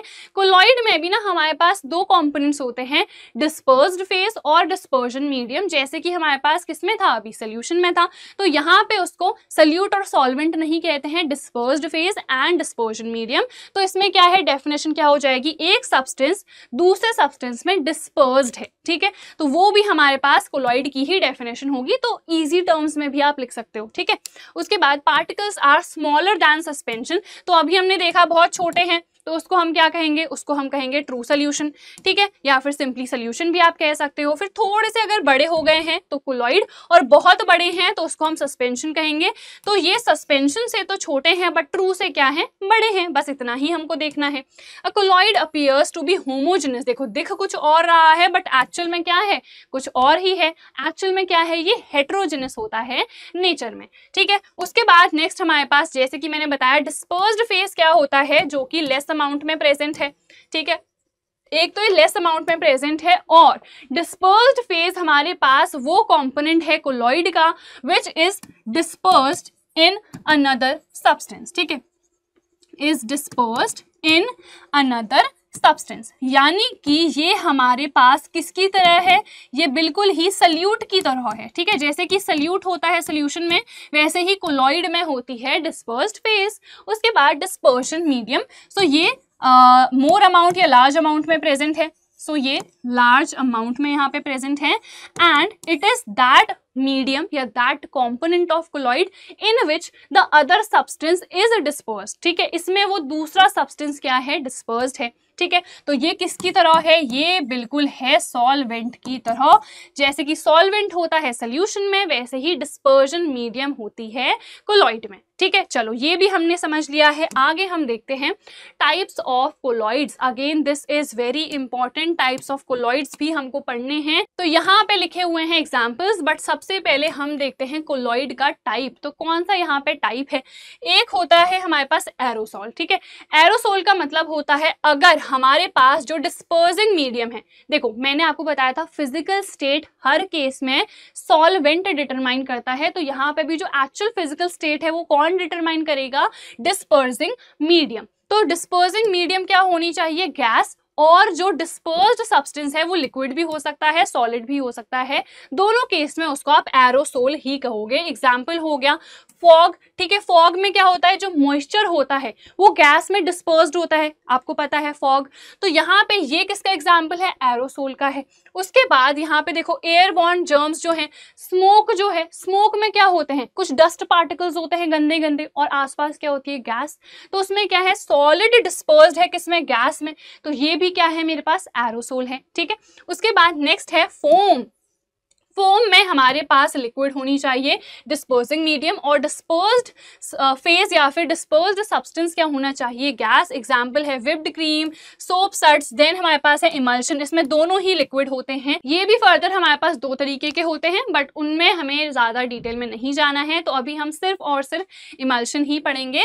तो यहाँ पे हमारे पास मिल्क है, म्योनीज है, तो ये किसके एग्जाम्पल है, इमल्शन के। फिर सोल आता है, देखो ये एरोसोल है, एरो याद करो एयर से, तो यहाँ पे एयर यानी कि गैस होगा, डिस्पर्सिंग मीडियम। फिर है सोल, तो सोल में क्या है हमारे पास, ये लिक्विड है, और डिस्पर्स्ड सब्सटेंस क्या है, सॉलिड है। सॉलिड फॉर्म में क्या है, ये सॉलिड होना चाहिए, नाम में ही अगर सॉलिड है तो डिस्पर्सिंग मीडियम हर केस में क्या आएगा, सॉलिड आएगा। और यहाँ पे फोम है तो ये गैस होगा, इमल्शन है तो ये लिक्विड होगा, और ये सोल है तो ये हमारे पास अगेन सॉलिड हो जाएगा, सॉलिड सोल। सोल में क्या है, देखो लिक्विड, सॉलिड, और उसके बाद सॉलिड सोल में क्या है, सॉलिड एंड सॉलिड है। तो ये हमारे पास एग्जांपल्स हैं, इसको भी आपको याद करना है।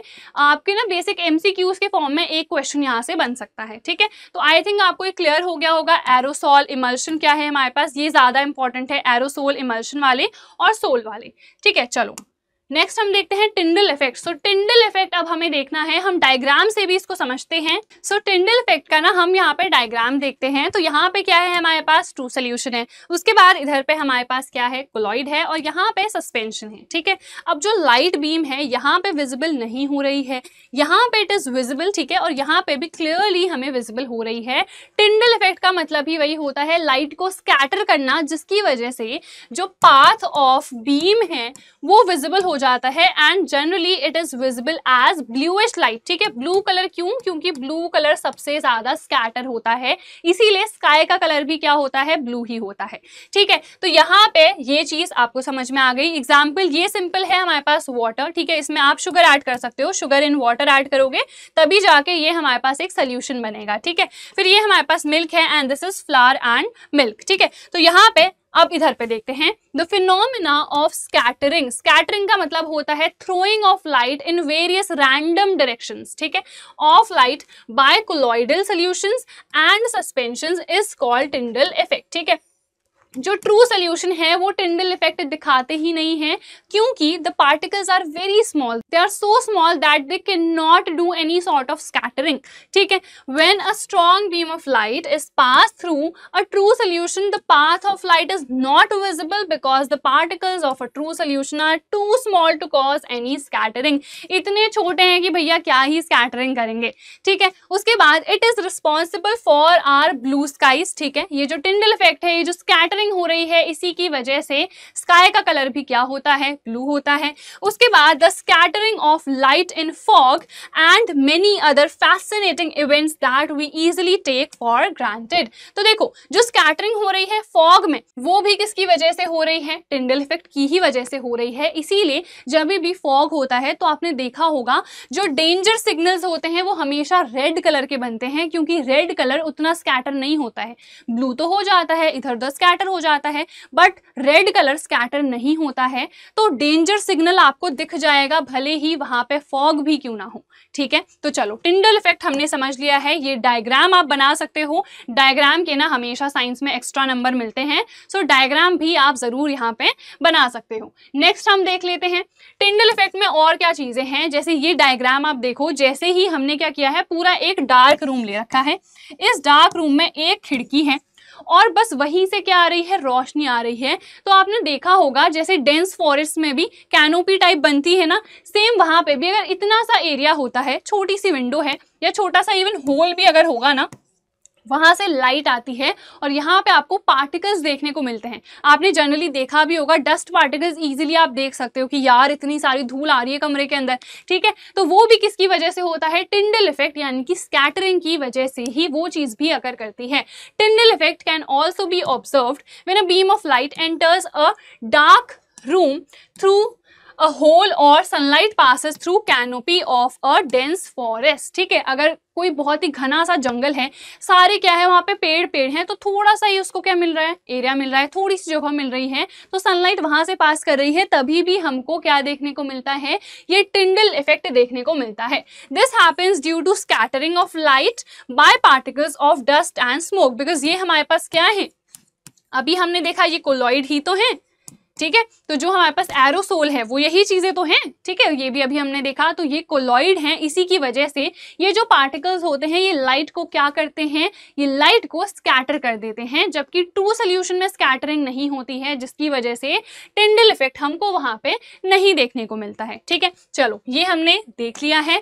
उसके बाद मिक्सचर्स और कंपाउंड्स, वैसे तो हमारे मिक्सचर्स पहले ही खत्म हो गए थे, बट आपको फिर भी अगर थोड़ा सा भी डाउट है तो यहाँ पे हम क्लियर कर देते हैं कि मिक्सचर्स और कंपाउंड्स में डिफरेंस क्या होता है आखिरकार। ठीक है, एलिमेंट्स और compounds just mix together to form a mixture, no chemical combination. तो जो भी हमारे पास एलिमेंट्स हैं चाहे कंपाउंड्स हैं, दोनों क्या है हमारे पास, प्योर सब्सटेंसेस ही हैं। अगर ये आपस में मिक्स कर रहे हैं, जैसे हमारे पास हाइड्रोजन है, ऑक्सीजन है, बहुत सारी गैसेस प्रेजेंट हैं। ठीक है, तो यहाँ पे कोई केमिकल कॉम्बिनेशन हो रहा है एयर में, नहीं हो रहा है, इसीलिए एयर को हम क्या कहते हैं, मिक्सचर कहते हैं। वेयर एज कंपाउंड्स के केस में जो एलिमेंट्स हैं एक फिक्स्ड रेशियो में कंबाइन होते हैं, जैसे H2O है तो एक फिक्स्ड रेशियो में क्या है, ये कंबाइंड है।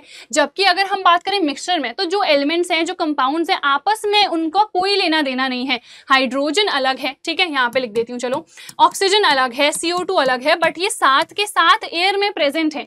इनमें कोई केमिकल रिलेशन नहीं है, आपस में कुछ बॉन्ड ये नहीं बना रहे हैं, but still they are present there, तो इसीलिए इसको हम एक मिक्सचर कहते हैं। यहाँ पे वेरिएबल कॉम्पोजिशन हो सकता है कि हाइड्रोजन है, ऑक्सीजन है, नहीं भी है तभी भी चलेगा, तभी भी आप उसको मिक्सचर कहोगे। जबकि कंपाउंड में एक फिक्स्ड कॉम्पोजिशन होता है, एक फिक्स्ड रेशियो यहाँ पर होता है। ठीक है, मिक्सचर जो भी उसके कॉन्स्टिट्यूएंट्स हैं उसकी प्रॉपर्टीज को दिखाता है। जैसे मैंने आपको बताया था, चीनी अगर डालोगे तो चीनी का टेस्ट डेफिनेटली आएगा। कंपाउंड्स हैव डिफरेंट प्रॉपर्टीज, जैसे H2O, H2 और O2 का हमने यहाँ पे एग्जाम्पल देखा था। उसके बाद constituents can be separated by physical process. यहाँ पे फिजिकल प्रोसेस से सेपरेट नहीं कर सकते हो, केमिकल से कर सकते हो कंपाउंड्स के केस में, और एलिमेंट्स को तो हम केमिकल से भी नहीं कर सकते हैं। ठीक है, चलो आगे देखते हैं। आगे नेक्स्ट क्या है, concentration of a solution. Solution पढ़ चुके हैं, अब कॉन्सेंट्रेशन का मतलब क्या होता है। कॉन्सेंट्रेशन को हिंदी में सांद्रता बोलते हैं, और कॉन्सेंट्रेशन का मतलब इतना सा ही है कि भैया कितना सल्यूट प्रेजेंट है। हम कह तो रहे हैं कि एक सोल्यूशन में हमारे पास क्या है, एक सॉल्वेंट है, दूसरा क्या है मेरे पास, दूसरा है सल्यूट, बट कितना सल्यूट प्रेजेंट है। अब देखो इन दोनों के कॉम्बिनेशन से क्या बन रहा है, सल्यूशन बन रहा है। ये दोनों ही मेरे पास क्या है, दोनों ही तो कंपोनेंट्स है ना किसके, सल्यूशन के।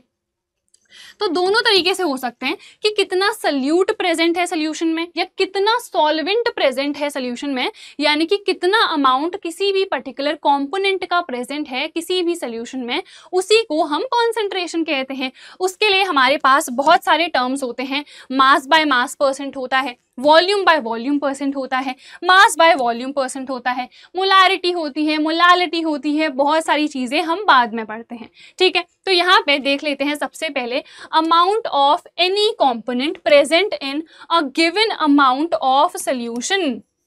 जैसे मास बाय मास परसेंट है, तो इसका मतलब होता है कि कोई भी कंपोनेंट है वो 100 ग्राम ऑफ सोल्यूशन में कितना प्रेजेंट है। अगर मैं कहूँ 70 मास बाय मास परसेंट है लेट्स सपोज सल्यूट का, तो उसका मतलब क्या होगा 70 ग्राम जो है हमारे पास सल्यूट का है। वैसे जनरली होता नहीं है, क्योंकि हमने अभी पढ़ा है कि जो सॉल्वेंट है वो ज़्यादा अमाउंट में प्रेजेंट रहता है और सल्यूट कम में, तो ये होगा किसका एक्चुअल में सॉल्वेंट का। तो 70% मास बाय मास या वेट बाय वेट अगर आप कह रहे हो, उसका मतलब है जैसे 70% है तो इसका मतलब है 70 ग्राम सॉल्वेंट प्रेजेंट है किसमें 100 ग्राम ऑफ सॉल्यूशन में। ठीक है, तो दोनों को सब्ट्रैक्ट कर दो तो आपको इजीली मिल जाएगा। सॉल्वेंट का तो पता है, सल्यूट का मिल जाएगा कितना होगा 30 ग्राम होगा। ठीक है, अब मे भी आपको यहाँ से भी थोड़ी सी कंफ्यूजन हो रही हो कि पता नहीं मैम तो क्या बोल रही हैं परसेंट, तो इसको ना और अच्छे से समझ लेते हैं।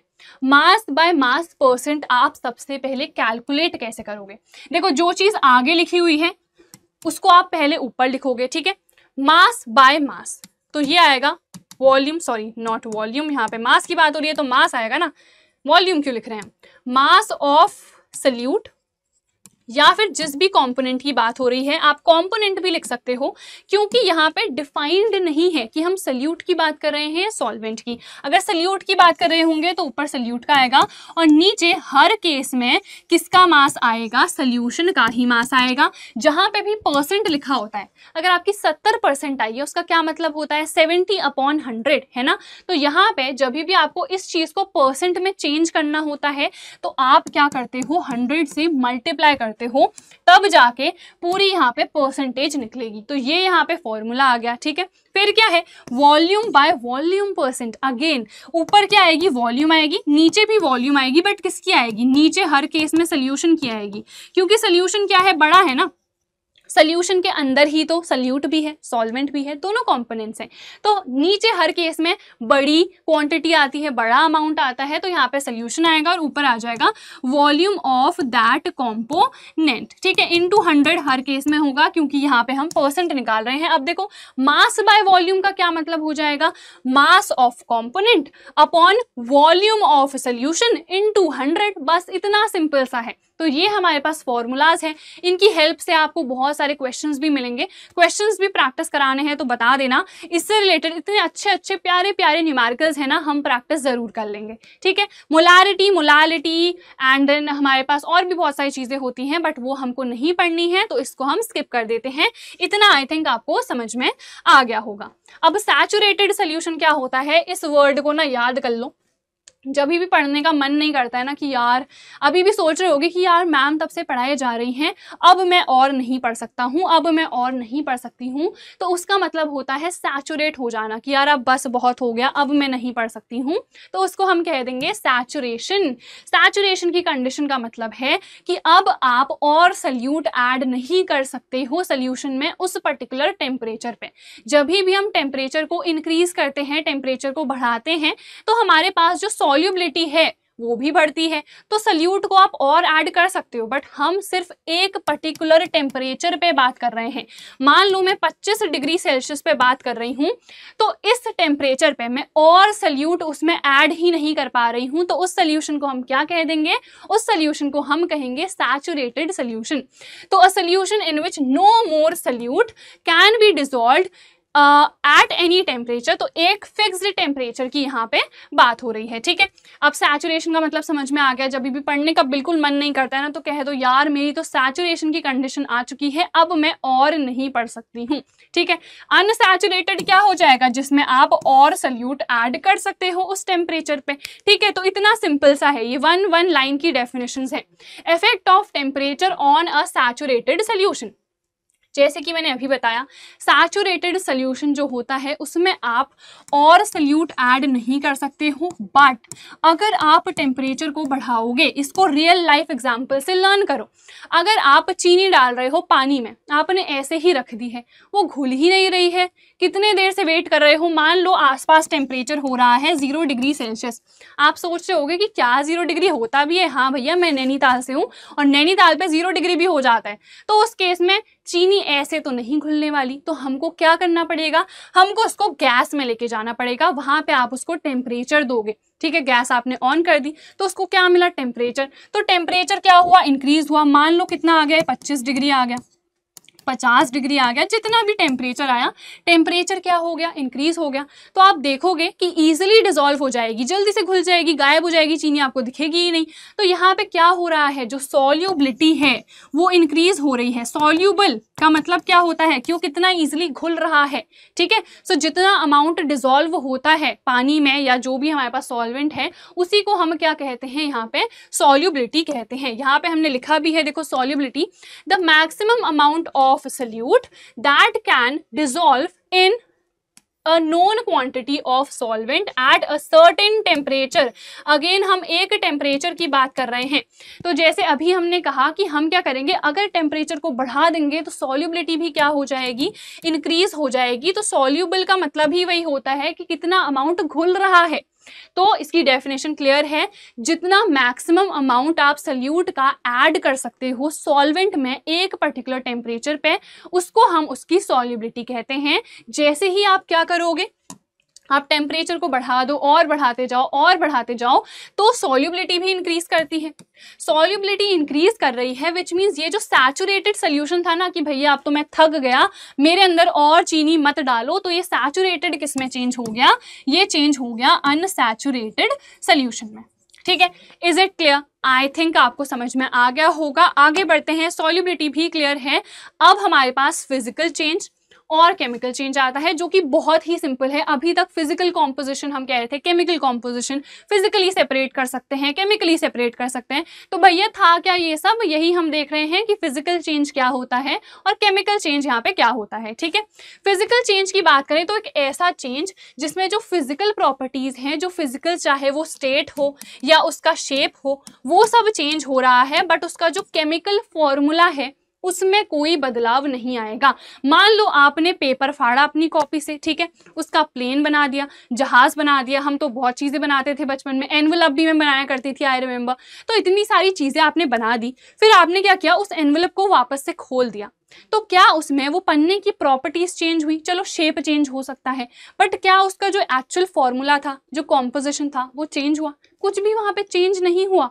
तो इसीलिए यहाँ पे उसको हम एक फिजिकल चेंज कहेंगे, और ये हर केस में रिवर्सिबल होता है। मैंने क्या किया, वो पन्ना लिया था, उसका एरोप्लेन बना दिया, फिर वापस से वो पन्ने में तो मिल ही गया ना मेरे को, तो वो क्या है, रिवर्सिबल चेंज होता है, ठीक है। तो यहाँ पे देखो, a change in which no new substance is formed. क्या यहाँ पे कोई नया सब्सटेंस बना? अगर मैंने वहां पे क्या किया, जहाज बना दिया, उसका नया सब्सटेंस नहीं बना, सिर्फ उसी चीज का मैंने क्या कर दिया, शेप चेंज कर दिया यहाँ पे, ठीक है। उसके बाद बट द फिजिकल प्रॉपर्टीज, जैसे शेप है, साइज है, स्टेट है, ये सारी चीजें चेंज हो रही हैं। The chemical composition remains the same. Chemical composition जो है वो बिल्कुल सेम रह रहा है। जैसे H2O, पानी है हमारे पास, तो इसका यही फॉर्मूला है। H2O का ना बहुत ही अच्छा एग्जाम्पल है। जैसे हमारे पास वाटर है, ठीक है, तो हमें पता है वाटर का फॉर्मूला होता है H2O। अब वाटर को मैं बॉईल कर देती हूँ, ठीक है, तो ये किस में चेंज हो जाएगा, बॉईल कर रही हूँ तो स्टीम फॉर्म होती है ना, तो स्टीम में चेंज हो गया। स्टीम का फॉर्मूला क्या होता होगा, स्टीम का फॉर्मूला भी होता है H2O ही। तो देखो, जो केमिकल फॉर्मूला है वो सेम रहा, बट यहाँ पे सिर्फ और सिर्फ क्या हुई है, फिजिकल स्टेट चेंज हुई है। ये मेरे पास लिक्विड था, ये मेरे पास गैस है, बट जो फॉर्मूला है वो क्या है, बिल्कुल ही सेम है। वाटर को आप फिर से चेंज कर दो आइस में, फ्रिज के अंदर डाल दो, आइस का फॉर्मूला भी क्या है, H2O ही है। यहाँ पे ये सॉलिड हो गया, यहाँ पे ये लिक्विड हो गया, यहाँ पे ये गैस हो गया, वेपर हो गया, ठीक है, बट फॉर्मूला क्या रहा, सेम। तो क्या यहाँ पे कोई केमिकल चेंज है? नहीं, ये हमारे पास होता है फिजिकल चेंज, ठीक है। यहाँ पे और भी बहुत सारे एग्जाम्पल हैं। ग्लास को तोड़ दो, कोई केमिकल रिएक्शन नहीं हुई, कोई नया सब्सटेंस नहीं बना, तो फिजिकल चेंज है। कैंडीज को आपस में मिक्स कर दो, क्या वहां पे कुछ चेंज हुआ? इजीली मैं क्या कर सकती हूँ, सेपरेट कर सकती हूँ, तो ये मेरे पास क्या होगा, फिजिकल चेंज होगा, ठीक है। कटिंग ऑफ हेयर, मैंने बाल काट दिए, ठीक है, फिर से ग्रो हो जाएंगे वो, तो ये क्या है, अगेन फिजिकल चेंज है। ड्राई आइस सब्लिमेशन हो गया या बॉइलिंग हो गई, हमारे पास फ्रीजिंग हो गई, ये सब के सब क्या होते हैं, फिजिकल चेंजेस ही होते हैं, क्योंकि यहाँ कोई नया सब्सटेंस नहीं बन रहा होता, ठीक है। चलो, I think this is also clear. आगे बढ़ते हैं। केमिकल चेंज ये होता है भैया इरिवर्सिबल। वहां पे तो हम इजीली रिवर्स कर सकते थे, इसको आप रिवर्स नहीं कर सकते हो। एग्जांपल देखते हैं, अगर कोई भी हमारे पास कली है, उससे फ्लावर बन चुका है, वो फ्लावर से वापस क्या आप कली ला सकते हो? नहीं। आप पहले छोटे से बच्चे थे, मैं भी छोटी सी बच्ची थी, अब हम इतने बड़े हो गए हैं, क्या हम वापस से वो बच्चे वाले फेज में जा सकते हैं? वैसे सोचते तो हम यही हैं कि यार काश हम छोटे छोटे बच्चे हो जाते, वापस से मस्त खेलते कूदते, डांट भी नहीं खाते, ठीक है, बट हम कर नहीं सकते हैं ना ऐसा। तो विच मीन्स वो भी क्या है, एक केमिकल चेंज है, केमिकल प्रोसेस है। हमारी बॉडी के अंदर बहुत सारे प्रोसेस हो रहे हैं जो कि क्या है, केमिकल चेंजेस हैं। तो हम रिवर्स बैक करके वापस से बच्चे नहीं बन सकते हैं। खाना अगर हमने डाइजेस्ट कर लिया है तो वापस से क्या आप उसको खाने में बदल सकते हो? नहीं बदल सकते हो। तो ये सब के सब हमारे पास क्या है, केमिकल चेंजेस हैं, जहां पे नया सब्सटेंस बन रहा होता है। So a change in which new substance is formed, और यहाँ पे केमिकल कॉम्पोजिशन यानी कि उसका जो भी फॉर्मूला है वो क्या हो रहा होता है, चेंज हो रहा होता है। ठीक है, तो चलो, अ chemical reaction forms new substances. देखो कंबशन, अगर आप आग लगा रहे हो, अगेन कोयला जला लिया, तो वहां पे CO2 गैस प्रोड्यूस होती है, हीट आपको मिलती है। वापस से क्या आपको कोयला या लकड़ी मिल सकती है? नहीं। कोई चीज सड़ गई, आप सेब लेके आए, आपने सोचा कि यार मैं परसों को इसको खाऊंगी, अब वो सड़ गया, तो क्या वो सही वाला सेब वापस ला सकते हो? नहीं। तो ये भी क्या है, केमिकल चेंज है। रस्टिंग, आयरन में रस्टिंग हो जाती है, जंग उसमें लग जाता है, तो क्या आप जो प्रॉपर वाला आयरन था उसको ला सकते हो? नहीं ला सकते हो। तो ये भी क्या है, हमारे पास एक केमिकल चेंज है। डाइजेशन मैंने आपको बता ही दिया कि खाना अगर आपका पच चुका है, वापस से खाने को आप नहीं ला सकते हो। ठीक है, तो इन दोनों में डिफरेंस हम देख चुके हैं। फिजिकल चेंज में matter changes form but not chemical identity. Form यानी कि वो अपना शेप बदल सकता है, साइज बदल सकता है, स्टेट बदल सकता है, पर जो उसकी केमिकल आइडेंटिटी है, जो उसका केमिकल फॉर्मूला है, वो सेम रहेगा। बहुत सारे हमने एग्जाम्पल्स भी देखे। फिर हमने देखा केमिकल चेंज, इसमें नए प्रोडक्ट्स बनते हैं। एक्चुअल में केमिकल रिएक्शन को हम इन डिटेल में नेक्स्ट ईयर पढ़ेंगे, जहां पे रिएक्टेंट्स होते हैं जो आपस में रिएक्ट करते हैं और नए प्रोडक्ट बनाते हैं। रिएक्शन बैलेंसिंग पढ़ेंगे, बहुत सारी चीजें पढ़ेंगे जिसमें बहुत मजा आएगा। तो जस्ट वेट करो कि जल्दी से आप लोग 9th कंप्लीट कर लो और 10th में हमारे साथ आप नए लेक्चर्स से पढ़ना स्टार्ट कर दो। ठीक है, तो चलो, ये बहुत ही सिंपल सा है हमारे पास। लास्ट हमारे पास ये दो चीजें हैं बच्चे जिसमें जनरली कंफ्यूज होते हैं, तो मैंने सोचा इसको भी डाल देते हैं। देखो, एक होती है मेल्टिंग ऑफ वैक्स और एक होती है बर्निंग ऑफ कैंडल। अब ये फिजिकल प्रोसेस है या केमिकल प्रोसेस है, हमको कैसे पता चलेगा? तो देखो, ये हमारे पास क्या है, ये वैक्स ही तो होता है ना, जो कैंडल है उसमें वैक्स होता है। ठीक है, मोम जिसको हम कहते हैं, ये हमको पता है। तो यहाँ पे ये है, ठीक है, ये जैसे ही आप इसमें आग लगाते हो तो ये जलने लग जाती है। बर्निंग ऑफ कैंडल, अगर आपकी ये कैंडल बर्न कर रही है तो ये मेरे पास केमिकल चेंज होगा। ठीक है, क्योंकि यहाँ पे फ्लेम प्रोड्यूस हो रही है, यहाँ पे हीट एनर्जी हमको मिल रही है, वापस से आप यहाँ पे कैंडल को नहीं ला सकते हो। ठीक है, अगर हम वैक्स की बात करें, इस मोम की बात करें सिर्फ और सिर्फ, ठीक है, देखो ये जो यहाँ पे हमारी टिप होती है ना, ये तो ऐश में चेंज हो जाती है ना, फिर राख राख हो जाता है बस वो। तो यहाँ पे बर्निंग ऑफ कैंडल तो एक केमिकल प्रोसेस है। ऑन द अदर हैंड जो मेल्टिंग ऑफ वैक्स है वो हमारे पास क्या है, एक फिजिकल प्रोसेस है। कैसे भैया फिजिकल प्रोसेस कैसे है? अगर ये जो आपके पास मोम है, ठीक है, ये पिघल गया है, तो ये पिघल के क्या होता है, ऐसे नीचे इकट्ठा हो जाता है ना, नीचे क्या फिर से जम जाता है ना, आपने देखा होगा। तो नीचे अगर ये ऐसे जम जाता है तो वो भी क्या है, हमारे पास वैक्स ही तो है। तो जो हमारे पास मेल्टिंग हो रही है, मेल्टिंग अभी हमने देखा, मेल्टिंग हो गई, फ्रीजिंग हो गई, सब्लिमेशन हो गया, जो भी ये स्टेट चेंज वाले प्रोसेस होते हैं ना, वो हमारे पास क्या होते हैं, फिजिकल चेंजेस में आते हैं।